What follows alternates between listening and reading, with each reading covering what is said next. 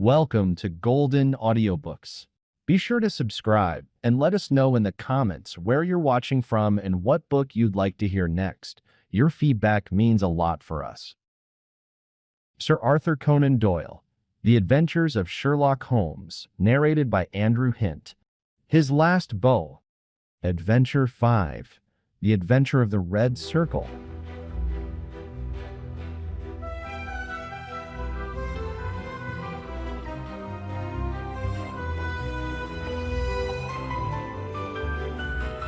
Well, Mrs. Warren, I cannot see that you have any particular cause for uneasiness, nor do I understand why I, whose time is of some value, should interfere in the matter.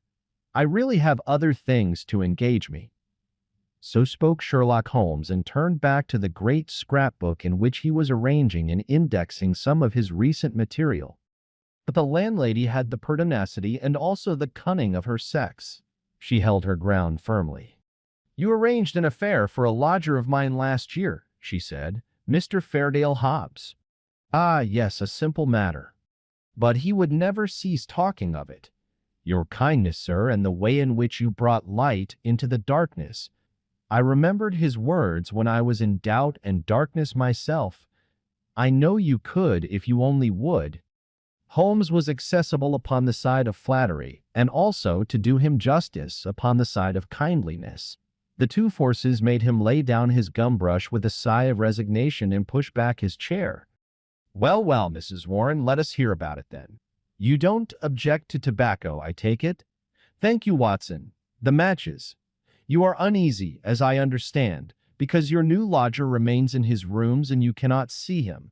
Why, bless you, Mrs. Warren, if I were your lodger, you often would not see me for weeks on end." "No doubt, sir, but this is different. It frightens me, Mr. Holmes. I can't sleep for fright. To hear his quick step moving here and moving there from early morning to late at night, and yet never to catch so much as a glimpse of him, it's more than I can stand. My husband is as nervous over it as I am, but he is out at his work all day while I get no rest from it. What is he hiding for? What has he done? Except for the girl, I am all alone in the house with him, and it's more than my nerves can stand." Holmes leaned forward and laid his long, thin fingers upon the woman's shoulder. He had an almost hypnotic power of soothing when he wished. The scared look faded from her eyes, and her agitated features smoothed into their usual commonplace. She sat down in the chair which he had indicated. "If I take it up, I must understand every detail," said he. "Take time to consider. The smallest point may be the most essential. You say that the man came 10 days ago and paid you for a fortnight's board and lodging." "He asked my terms, sir. I said 50 shillings a week. There is a small sitting room and bedroom, and all complete at the top of the house." "Well?" "He said, 'I'll pay you £5 a week if I can have it on my own terms.' I'm a poor woman, sir, and Mr. Warren earns little, and the money meant much to me. He took out a £10 note, and he held it out to me then and there. 'You can have the same every fortnight for a long time to come if you keep the terms,' he said. 'If not, I'll have no more to do with you.'" "What were the terms?" "Well, sir, they were that he was to have a key of the house. That was all right. Lodgers often have them. Also that he was to be left entirely to himself and never upon any excuse to be disturbed." "Nothing wonderful in that, surely?" "Not in reason, sir, but this is out of all reason. He has been there for 10 days, and neither Mr. Warren, nor I, nor the girl has once set eyes upon him. We can hear that quick step of his pacing up and down, night, morning, and noon, but except on that first night, he had never once gone out of the house." "Oh, he went out the first night, did he?" "Yes, sir, and returned very late, after we were all in bed. He told me after he had taken the rooms that he would do so, and asked me not to bar the door. I heard him come up the stair after midnight." "But his meals?" "It was his particular direction that we should always, when he rang, leave his meal upon a chair outside his door. Then he rings again when he has finished, and we take it down from the same chair. If he wants anything else, he prints it on a slip of paper and leaves it." "Prints it?" "Yes, sir, prints it in pencil. Just the word, nothing more. Here's the one I brought to show you. Soap. Here's another match. This is one he left the first morning. Daily Gazette. I leave that paper with his breakfast every morning. Dear me, Watson, said Holmes, staring with great curiosity at the slips of foolscap which the landlady had handed to him. This is certainly a little unusual. Seclusion I can understand, but why print? Printing is a clumsy process. Why not write? What would it suggest, Watson? That he desired to conceal his handwriting. But why? What can it matter to him that his landlady should have a word of his writing? Still, it may be as you say. Then again, why such laconic messages? I cannot imagine. It opens a pleasing field for intelligent speculation. The words are written with a broad-pointed, violet-tinted pencil of a not unusual pattern. You will observe that the paper is torn away at the side here after the printing was done, so that the S of soap is partly gone. Suggestive, Watson, is it not? Of caution? Exactly. There was evidently some mark, some thumbprint, something which might give a clue to the person's identity. Now, Mrs. Warren, you say that the man was of middle size, dark, and bearded. What age would he be? Youngish, sir, not over 30. Well, can you give me no further indications? He spoke good English, sir, and yet I thought he was a foreigner by his accent. And he was well dressed. Very smartly dressed, sir. Quite the gentleman. Dark clothes, nothing you would note. He gave no name? No, sir. And has had no letters or callers? None. But surely you or the girl enter his room of a morning? No, sir, he looks after himself entirely. Dear me, that is certainly remarkable. What about his luggage? He had one big brown bag with him, nothing else. Well, we don't seem to have much material to help us. Do you say nothing has come out of that room? Absolutely nothing.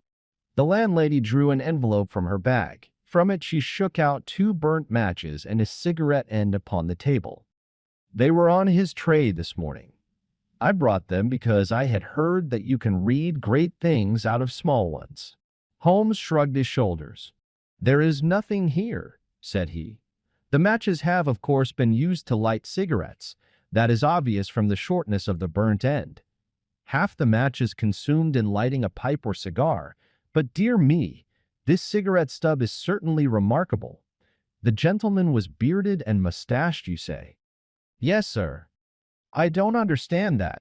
I should say that only a clean-shaven man could have smoked this.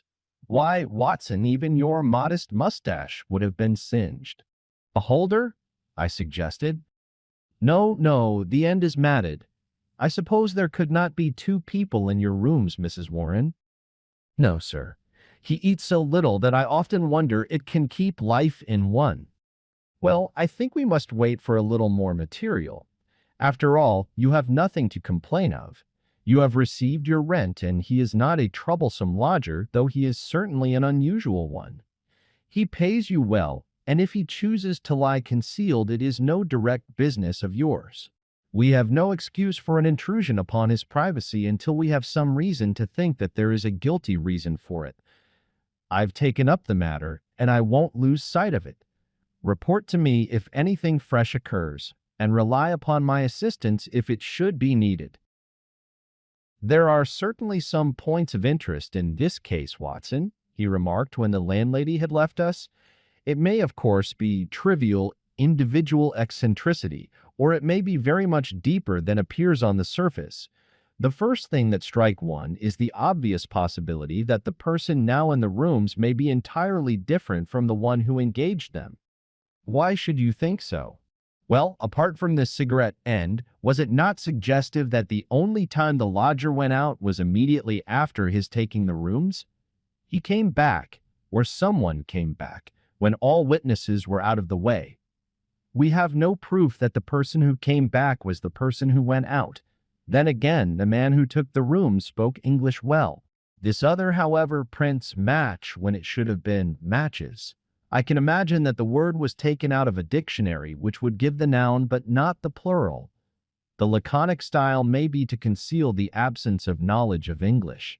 Yes, Watson, There are good reasons to suspect that there has been a substitution of lodgers. But for what possible end? Ah, there lies our problem. There is one rather obvious line of investigation. He took down the great book in which, day by day, he filed the agony columns of the various London journals. "Dear me," said he, turning over the pages, "what a chorus of groans, cries, and bleatings! What a rag-bag of singular happenings! But surely the most valuable hunting ground that ever was given to a student of the unusual. This person is alone and cannot be approached by letter without a breach of that absolute secrecy which is desired. How is any news or any message to reach him from without? Obviously by advertisement through a newspaper. There seems no other way, and fortunately we need concern ourselves with the one paper only. Here are the Daily Gazette extracts of the last fortnight. Lady with a black boa at Prince's Skating Club, that we may pass. Surely Jimmy will not break his mother's heart. That appears to be irrelevant. If the lady who fainted on Brixton bus, she does not interest me. Every day my heart longs. Bleat, Watson, unmitigated bleat.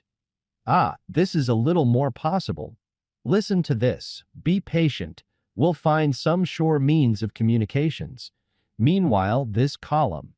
Gee, that is 2 days after Mrs. Warren's lodger arrived. It sounds plausible, does it not? The mysterious one could understand English, even if he could not print it. Let us see if we can pick up the trace again. Yes, here we are. 3 days later. Am making successful arrangements. Patience and prudence. The clouds will pass. Gee, nothing for a week after that. Then comes something much more definite. The path is clearing. If I find chance signal message, remember code agreed. 1A, 2B, and so on. You will hear soon. Gee, that was in yesterday's paper, and there is nothing in today's. It's all very appropriate to Mrs. Warren's lodger. If we wait a little, Watson, I don't doubt that the affair will grow more intelligible. So it proved, for in the morning I found my friend standing on the hearthrug with his back to the fire and a smile of complete satisfaction upon his face. "How's this, Watson?" he cried, picking up the paper from the table. "High red house with white stone facings. 3rd floor. 2nd window left. After dusk. Gee, that is definite enough. I think after breakfast we must make a little reconnaissance of Mrs. Warren's neighborhood. Ah, Mrs. Warren, what news do you bring us this morning?" Our client had suddenly burst into the room with an explosive energy which told of some new and momentous development. "It's a police matter, Mr. Holmes," she cried. "I'll have no more of it. He shall pack out of there with his baggage. I would have gone straight up and told him so, only I thought it was but fair to you to take your opinion first. But I am at the end of my patience, and when it comes to knocking my old man about—" "Knocking Mr. Warren about?" "Using him roughly anyway." "But who used him roughly?" "Ah, that's what we want to know." "It was this morning, sir. Mr. Warren is a timekeeper at Morton and Waylight's in Tottenham Court Road. He has to be out of the house before 7. Well, this morning he had not gone 10 paces down the road when 2 men came up behind him, threw a coat over his head, and bundled him into a cab that was beside the curb. They drove him an hour and then opened the door and shot him out. He lay in the roadway so shaken in his wits that he never saw what became of the cab. When he picked himself up, he found he was on Hampstead Heath, so he took a bus home, and there he lies now on his sofa, while I came straight round to tell you what had happened." "Most interesting," said Holmes. "Did he observe the appearance of these men? Did he hear them talk?" "No, he is clean dazed. He just knows that he was lifted up as if by magic and dropped as if by magic. 2 at least were in it, and maybe 3. "And you connect this attack with your lodger?" "Well, we've lived there 15 years, and no such happenings ever came before. I've had enough of him. Money's not everything. I'll have him out of my house before the day is done." "Wait a bit, Mrs. Warren. Do nothing rash. I begin to think that this affair may be very much more important than appeared at first sight. It is clear now that some danger is threatening your lodger. It is equally clear that his enemies, lying in wait for him near your door, mistook your husband for him in the foggy morning light. On discovering their mistake, they released him.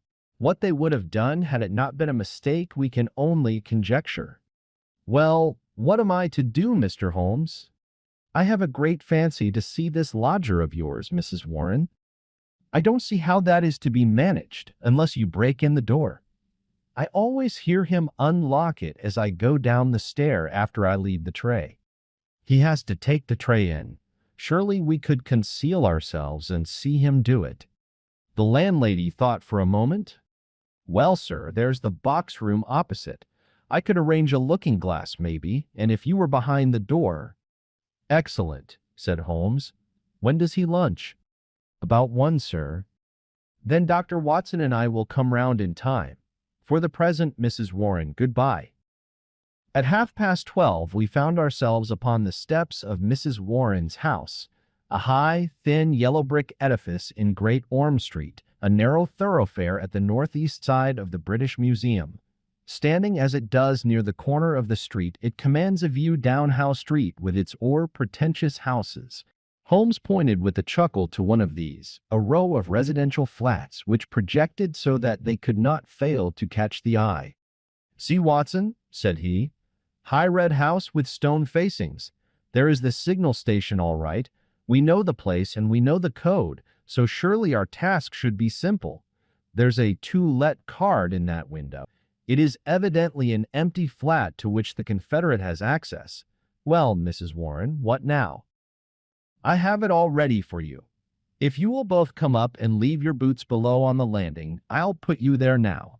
It was an excellent hiding place which she had arranged. The mirror was so placed that, seated in the dark, we could very plainly see the door opposite. We had hardly settled down in it, and Mrs. Warren left us when a distant tinkle announced that our mysterious neighbor had rung. Presently the landlady appeared with the tray, laid it down upon a chair beside the closed door, and then, treading heavily, departed. Crouching together in the angle of the door, we kept our eyes fixed upon the mirror. Suddenly, as the landlady's footsteps died away, there was the creak of a turning key, the handle revolved, and 2 thin hands darted out and lifted the tray from the chair. An instant later it was hurriedly replaced, and I caught a glimpse of a dark, beautiful, horrified face glaring at the narrow opening of the box room. Then the door crashed to, the key turned once more, and all was silence. Holmes twitched my sleeve, and together we stole down the stair. I will call again in the evening, said he to the expectant landlady. I think, Watson, we can discuss this business better in our own quarters. My surmise, as you saw, proved to be correct, said he, speaking from the depths of his easy-chair. There has been a substitution of lodgers. What I did not foresee is that we should find a woman, and no ordinary woman, Watson. She saw us. Well, she saw something to alarm her. That is certain. The general sequence of events is pretty clear, is it not? A couple seek refuge in London from a very terrible and instant danger. The measure of that danger is the rigor of their precautions. The man, who has some work which he must do, desires to leave the woman in absolute safety while he does it. It is not an easy problem, but he solved it in an original fashion, and so effectively that her presence was not even known to the landlady who supplies her with food. The printed messages, as is now evident, were to prevent her sex being discovered by her writing. Since he cannot communicate with her direct, he has recourse to the agony column of a paper. So far, all is clear. But what is at the root of it? Ah, yes, Watson, severely practical as usual. What is at the root of it all? Mrs. Warren's whimsical problem enlarges somewhat and assumes a more sinister aspect as we proceed. This much we can say, that it is no ordinary love escapade. You saw the woman's face at the sign of danger. We have heard, too, of the attack upon the landlord, which was undoubtedly meant for the lodger. These alarms, and the desperate need for secrecy, argue that the matter is one of life or death. The attack upon Mr. Warren further shows that the enemy, whoever they are themselves not aware of the substitution of the female lodger for the male. It is very curious and complex, Watson. Why should you go further in it? What have you to gain from it? What, indeed? It is art for art's sake, Watson. I suppose when you doctored you found yourself studying cases without thought of a fee. For my education, Holmes. Education never ends, Watson. It is a series of lessons with the greatest for the last. This is an instructive case. There is neither money nor credit in it, and yet one would wish to tidy it up. When dusk comes, we should find ourselves one stage advanced in our investigation. When we returned to Mrs. Warren's rooms, the gloom of a London winter evening had thickened into one gray curtain, a dead monotone of color, broken only by the sharp yellow squares of the windows and the blurred halos of the gas lamps. As we peered from the darkened sitting room of the lodging-house, one more dim light glimmered high up through the obscurity.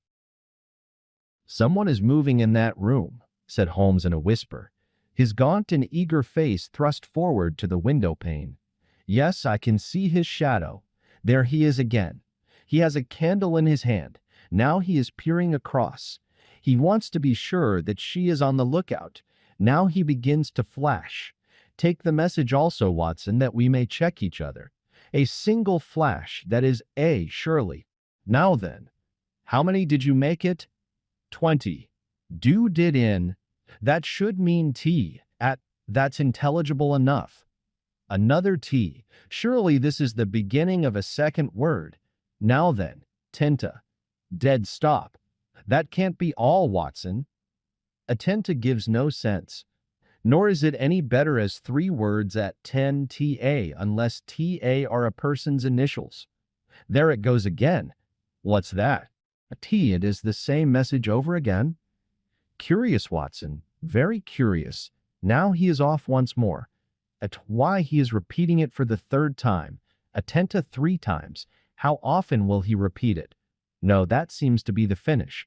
He has withdrawn from the window. What do you make of it, Watson? A cipher message, Holmes.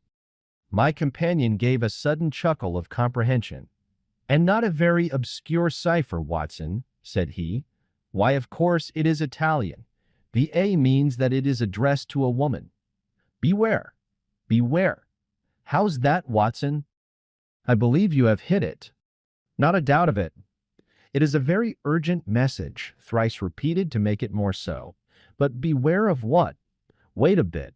He is coming to the window once more. Again we saw the dim silhouette of a crouching man and the whisk of the small flame across the window as the signals were renewed. They came more rapidly than before, so rapid that it was hard to follow them.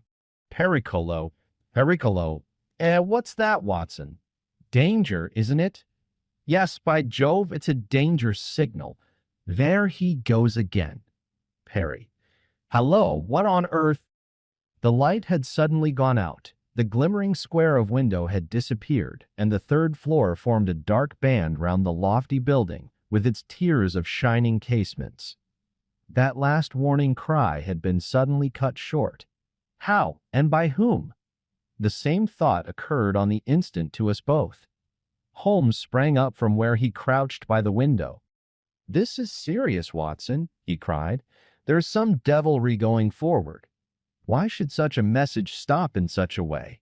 I should put Scotland Yard in touch with this business, and yet it is too pressing for us to leave. Shall I go for the police? We must define the situation a little more clearly. It may bear some more innocent interpretation. Come, Watson, let us go across ourselves and see what we can make of it." As we walked rapidly down House Street, I glanced back at the building which we had left.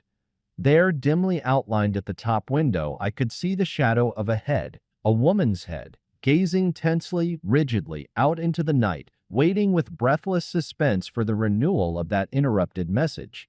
At the doorway of the House Street flats, a man, muffled in a cravat and greatcoat, was leaning against the railing. He started as the hall light fell upon our faces. "Holmes!" he cried. "Why, Gregson," said my companion as he shook hands with the Scotland Yard detective. "Journeys end with lovers' meetings. What brings you here?" "The same reasons that bring you, I expect," said Gregson. "How you got onto it, I can't imagine. Different threads, but leading up to the same tangle. I've been taking the signals." "Signals?" Yes, from that window. They broke off in the middle. We came over to see the reason. But since it is safe in your hands, I see no object in continuing this business. Wait a bit, cried Gregson eagerly.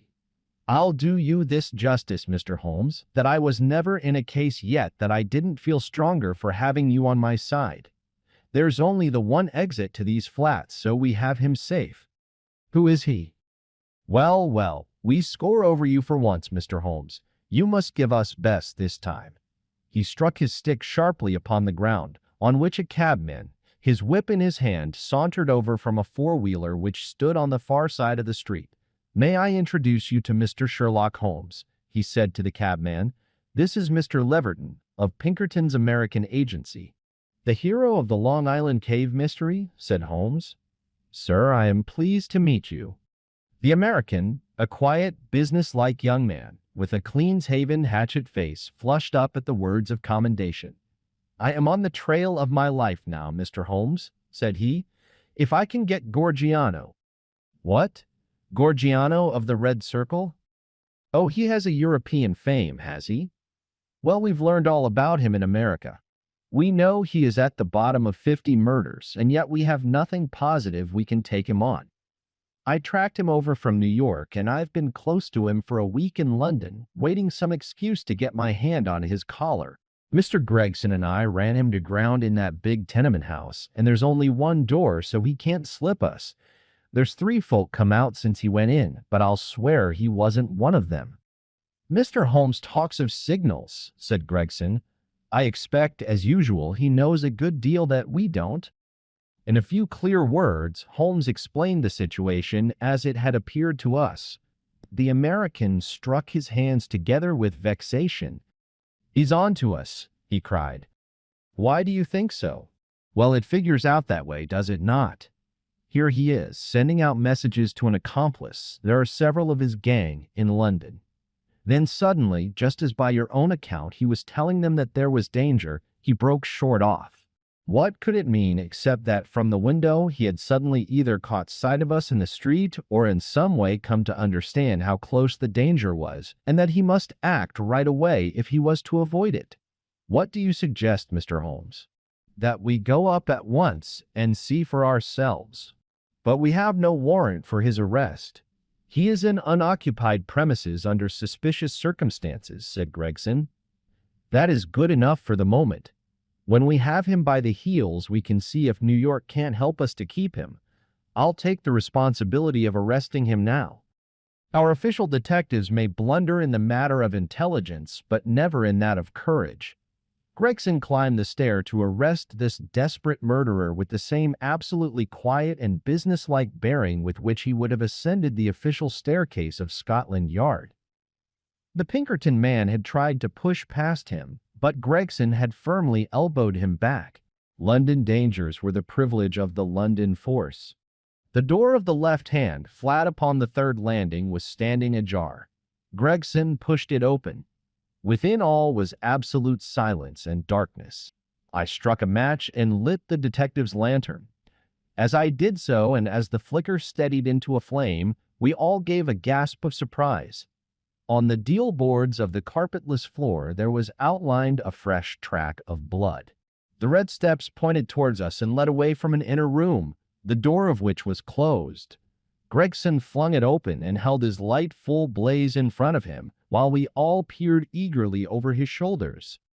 In the middle of the floor of the empty room was huddled the figure of an enormous man, his clean-shaven, swarthy face grotesquely horrible in its contortion, and his head encircled by a ghastly crimson halo of blood, lying in a broad wet circle upon the white woodwork. His knees were drawn up, his hands thrown out in agony, and from the center of his broad, brown, upturned throat there projected the white haft of a knife-driven blade, deep into his body. Giant as he was, the man must have gone down like a pole-axed ox before that terrific blow. Beside his right hand a most formidable horn-handled, two-edged dagger lay upon the floor, and near it a black kid glove. "By George, it's Black Gorgiano himself!" cried the American detective. "Someone has got ahead of us this time." "Here is the candle in the window, Mr. Holmes," said Gregson. Why, whatever are you doing? Holmes had stepped across, had lit the candle, and was passing it backward and forward across the window panes. Then he peered into the darkness, blew the candle out, and threw it on the floor. "I rather think that will be helpful," said he. He came over and stood in deep thought while the two professionals were examining the body.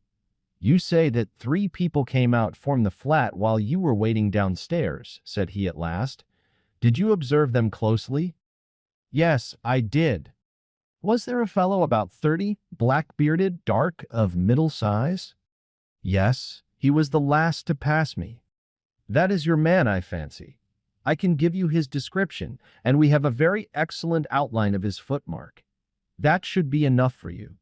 "Not much, Mr. Holmes, among the millions of London." "Perhaps not. That is why I thought it best to summon this lady to your aid." We all turned round at the words. There, framed in the doorway, was a tall and beautiful woman, the mysterious lodger of Bloomsbury. Slowly she advanced, her face pale and drawn with a frightful apprehension, her eyes fixed and staring, her terrified gaze riveted upon the dark figure on the floor. "You have killed him," she muttered. "Oh, Dio mio, you have killed him." Then I heard a sudden sharp intake of her breath, and she sprang into the air with a cry of joy. Round and round the room she danced, her hands clapping, her dark eyes gleaming with delighted wonder, and 1,000 pretty Italian exclamations pouring from her lips. It was terrible and amazing to see such a woman so convulsed with joy at such a sight. Suddenly she stopped and gazed at us all with a questioning stare. "But you are police, are you not? You have killed Giuseppe Gorgiano. Is it not so?" "We are police, madame." She looked round into the shadows of the room. "But where, then, is Gennaro?" she asked. "He is my husband, Gennaro Luca. I am Emilia Luca, and we are both from New York. Where is Gennaro?" "He called me this moment from this window, and I ran with all my speed." "It was I who called," said Holmes. "You? How could you call?" "Your cipher was not difficult, madame. Your presence here was desirable. I knew that I had only to flash Vieni, and you would surely come." The beautiful Italian looked with awe at my companion. "I do not understand how you know these things," she said. "Giuseppe Gorgiano, how did he—" She paused, and then suddenly her face lit up with pride and delight. "Now I see it, my Gennaro, my splendid, beautiful Gennaro, who has guarded me safe from all harm. He did it with his own strong hand. He killed the monster. Oh, Gennaro, how wonderful you are! What woman could ever be worthy of such a man?" "Well, Mrs. Luca," said the prosaic Gregson, laying his hand upon the lady's sleeve with as little sentiment as if she were a Notting Hill hooligan, "I am not very clear yet who you are or what you are, but you've said enough to make it very clear that we shall want you at the Yard." "One moment, Gregson," said Holmes.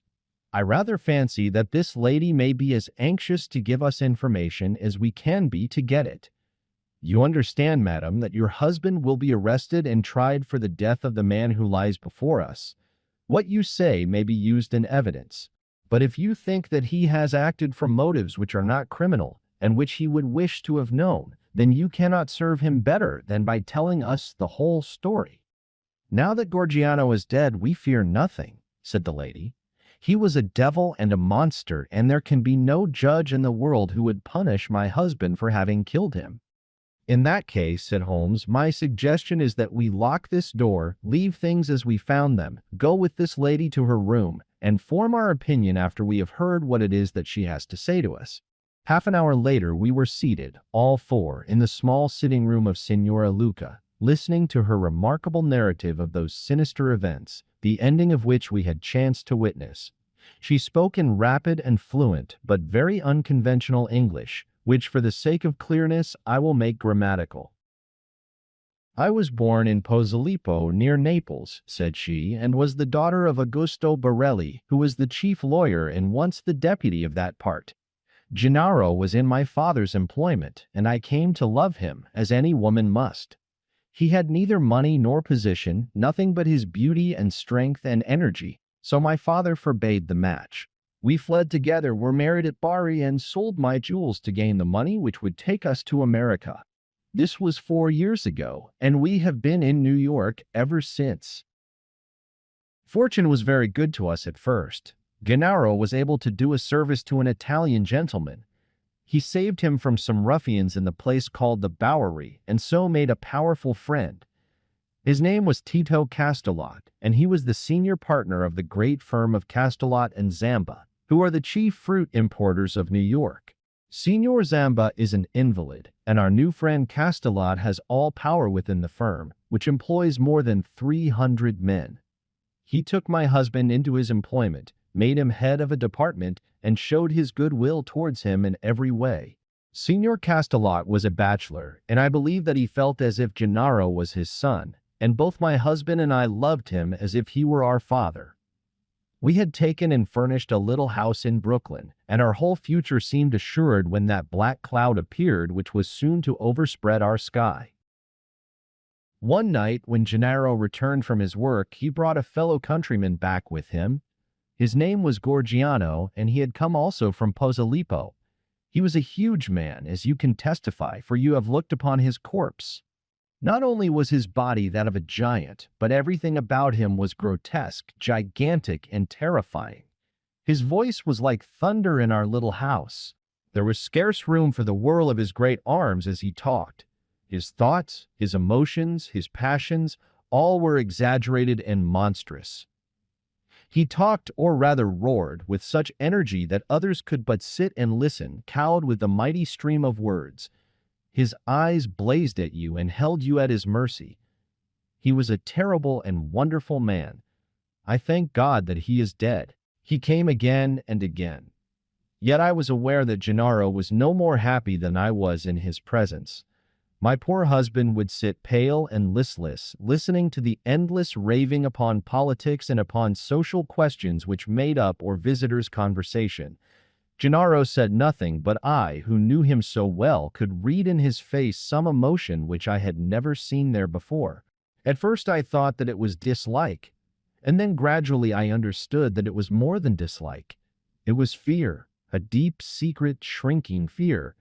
That night, the night that I read his terror, I put my arms round him, and I implored him by his love for me and by all that he held dear to hold nothing from me and to tell me why this huge man overshadowed him so. He told me, and my own heart grew cold as ice as I listened. My poor Gennaro, in his wild and fiery days, when all the world seemed against him and his mind was driven half mad by the injustices of life, had joined a Neapolitan society, the Red Circle, which was allied to the old Carbonari. The oaths and secrets of this brotherhood were frightful, but once within its rule, no escape was possible. When we had fled to America, Gennaro thought that he had cast it all off forever. What was his horror one evening to meet in the streets the very man who had initiated him in Naples, the giant Gorgiano, a man who had earned the name of Death in the south of Italy, for he was red to the elbow in murder. He had come to New York to avoid the Italian police, and he had already planted a branch of this dreadful society in his new home. All this Gennaro told me and showed me a summons which he had received that very day, a red circle drawn upon the head of it, telling him that a lodge would be held upon a certain date, and that his presence at it was required and ordered. That was bad enough, but worse was to come. I had noticed for some time that when Gorgiano came to us, as he constantly did in the evening, he spoke much to me, and even when his words were to my husband, those terrible, glaring, wild beast eyes of his were always turned upon me. One night his secret came out. I had awakened what he called love within him, the love of a brute, a savage. Gennaro had not yet returned when he came. He pushed his way in, seized me in his mighty arms, hugged me in his bear's embrace, covered me with kisses, and implored me to come away with him. I was struggling and screaming when Gennaro entered and attacked him. He struck Gennaro senseless and fled from the house which he was never more to enter. It was a deadly enemy that we made that night. A few days later came the meeting. Gennaro returned from it with a face which told me that something dreadful had occurred. It was worse than we could have imagined possible. The funds of the society were raised by blackmailing rich Italians and threatening them with violence should they refuse the money. It seems that Castellad, our dear friend and benefactor, had been approached. He had refused to yield to threats, and he had handed the notices to the police. It was resolved now that such an example should be made of them as would prevent any other victim from rebelling. At the meeting, it was arranged that he and his house should be blown up with dynamite. There was a drawing of lots as to who should carry out the deed. Gennaro saw our enemy's cruel face smiling at him as he dipped his hand in the bag.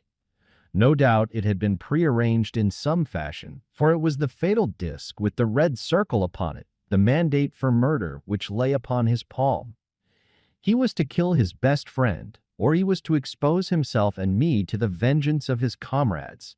It was part of their fiendish system to punish those whom they feared or hated by injuring not only their own persons but those whom they loved, and it was the knowledge of this which hung as a terror over my poor Gennaro's head, and drove him nearly crazy with apprehension. All that night we sat together, our arms round each other, each strengthening each for the troubles that lay before us. The very next evening had been fixed for the attempt. By midday my husband and I were on our way to London, but not before he had given our benefactor full warning of this danger, and had also left such information for the police as would safeguard his life for the future. The rest, gentlemen, you know for yourselves. We were sure that our enemies would be behind us like our own shadows. Gorgiano had his private reasons for vengeance, but in any case we knew how ruthless, cunning, and untiring he could be. Both Italy and America are full of stories of his dreadful powers. If ever they were exerted, it would be now. My darling made use of the few clear days which our start had given us in arranging for a refuge for me in such a fashion that no possible danger could reach me. For his own part, he wished to be free that he might communicate both with the American and with the Italian police. I do not myself know where he lived or how. All that I learned was through the columns of a newspaper. But once, as I looked through my window, I saw two Italians watching the house, and I understood that in some way Gorgiano had found our retreat. Finally, Gennaro told me through the paper that he would signal to me from a certain window, but when the signals came, they were nothing but warnings which were suddenly interrupted. It is very clear to me now that he knew Gorgiano to be close upon him, and that, thank God, he was ready for him when he came. And now, gentlemen, I would ask you whether we have anything to fear from the law, or whether any judge upon earth would condemn my Gennaro for what he has done. Well, Mr. Gregson, said the American, looking across at the official, I don't know what your British point of view may be, but I guess that in New York this lady's husband will receive a pretty general vote of thanks. She will have to come with me and see the chief, Gregson answered. If what she says is corroborated, I do not think she or her husband has much to fear. But what I can't make head or tail of, Mr. Holmes, is how on earth you got yourself mixed up in the matter. Education, Gregson, education. Still seeking knowledge at the old university. Well, Watson, you have one more specimen of the tragic and grotesque to add to your collection. By the way, it is not 8 o'clock, and a Wagner night at Covent Garden. If we hurry, we might be in time for the second act.